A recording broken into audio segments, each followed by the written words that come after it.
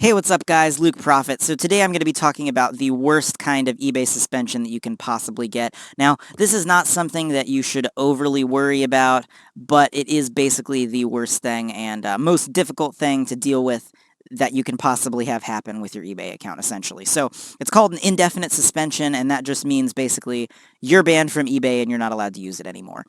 So here's what it says. It says, I found this on a forum because this is just sort of showing what the email is really quick, but I'll just read it for you really quick. So your eBay account has been suspended because recent activity has raised security concerns. We've taken these precautions to protect our members while we make sure that blah, blah, blah, blah, blah. Unfortunately, you won't be able to use eBay in any way. This includes using another existing account or registering a new account. Any outstanding fees will be due immediately. Any amounts that you have previously disputed will be charged to the billing method currently on file. We appreciate your understanding.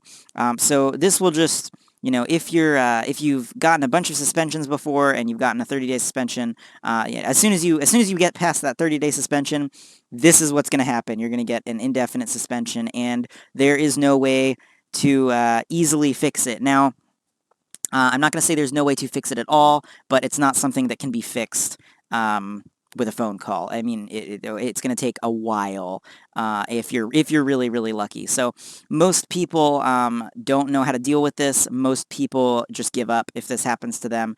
Really, your options are, if you get an indefinite suspension, is to go stealth. Stealth mode for eBay, I don't recommend that because it's like a lot of really, really sketchy stuff goes on with stealth. But that is one solution, and I'm going to have a section that talks a little bit more about that. And then the other solution is trying to get this account reinstated. So the problem with having an indefinitely suspended account is when one account gets suspended, every other account that you have will link to that account because you used your same PayPal email address or name or, whatever.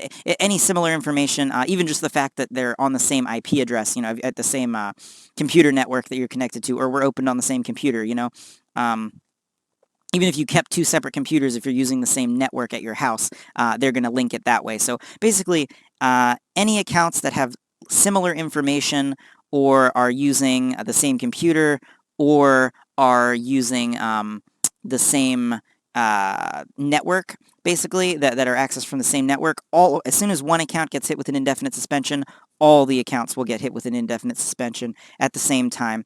All of your items will be immediately delisted from eBay. Your limits get set to 0, and it suspends you. And the problem is here, you know how suspensions work, and because of their multiple account policy, you can't make a new eBay account while you have a currently suspended account. So that kind of screws you there as well, because you can't just make a new account to get around this. So the only way to deal with this is to have the suspension removed from the account that initially got hit. And essentially to do that, you just have to call. They're going to be very difficult to work with because the indefinite suspension isn't handed out willy-nilly. And if you got it, it's going to be pretty tough to get rid of it. You got to, really talk to them. They're going to give you every kind of excuse in the book. I've talked to, a bunch of people who have had this happen to them. A lot of them gave up. But, the way that you can really have to do this, they're going to want to just tell you every single thing. Oh, you can't, we can't reinstate your account. Sorry. Nope. You're banned from eBay. Nope. That's it. Too bad. But you want to keep pushing them for why. And, usually they'll throw up a bunch of reasons. Like the most common one that I've heard is, oh, well, you know what, you're not allowed to have multiple accounts. And then you can pull up the multiple account policy and show them, well, no, eBay actually says here, specifically, look at your multiple account policy. Here, I'll email you a link. It says exactly that I'm allowed to have as many accounts as I want, as long as they're all in good standing. And if you look, they're all in good standing. I'm getting good feedback from buyers. I keep my metrics pristine.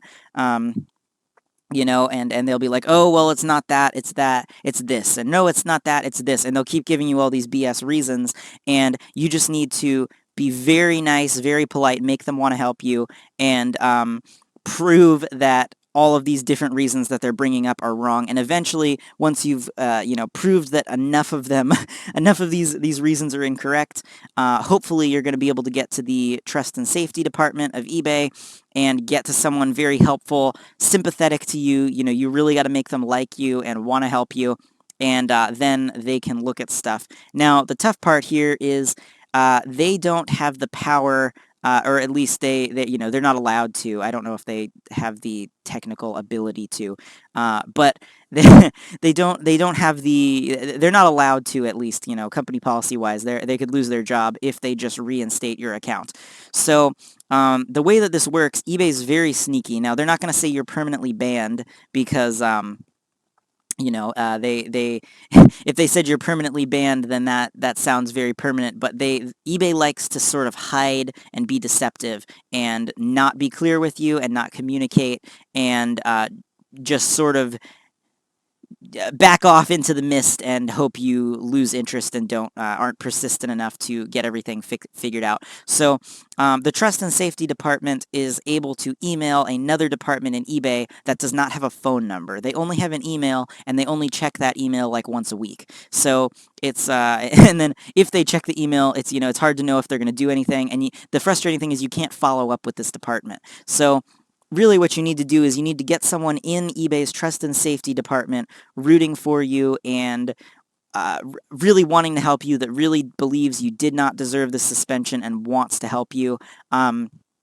Get them to contact this other department that they have to email. You're going to have to wait a while to hear back from this department, but this rep that's helping you, get them to call you back, give you updates, that kind of stuff, so that you can, keep seeing how things are going, because they basically need to file this appeal, explain all the information, send it to this department that has very few people working in it, doesn't have a phone number, checks their email very infrequently. The whole point is to dodge people and not address issues and just say like, oh, well, if you want to get this fixed, you have to talk to this department, and then that department you can't actually get in contact with. That's kind of how it's designed. So they do technically have people there, but they're very, very, very slow. So it takes usually about a month and a half, and if you're able to do all of that stuff correctly, then they may fix it. They may, approve or deny, the claim. But if they approve it, then your account will be reinstated, and you should get a phone call from that other rep at the Trust and Safety Department letting you know that.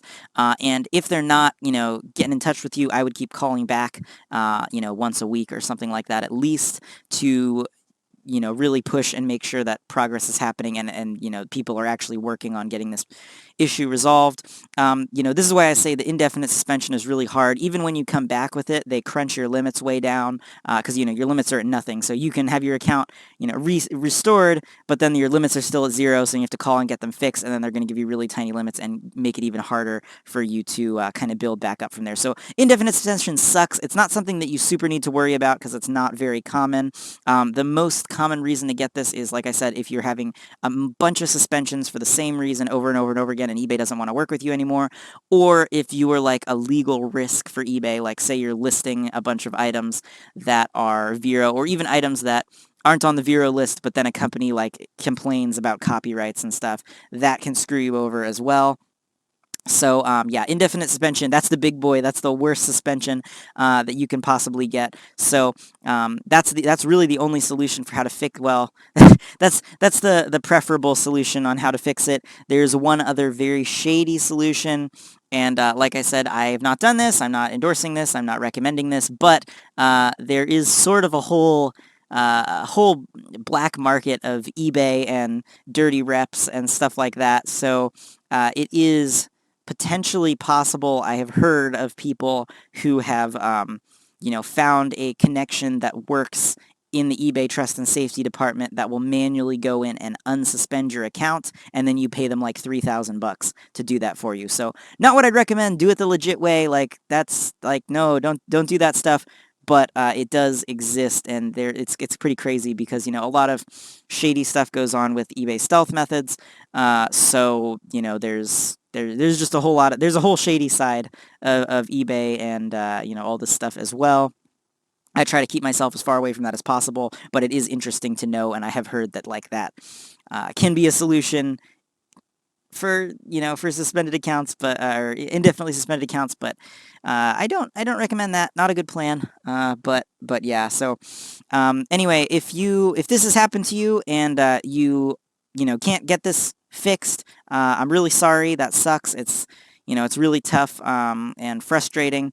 So you may want to look into the stealth section that I have on here. Like I said, I'm not going to do too much information on that because there's a lot of shady stuff that goes on with that, but that may kind of be your only option. So if that's your only option, then that's your only option.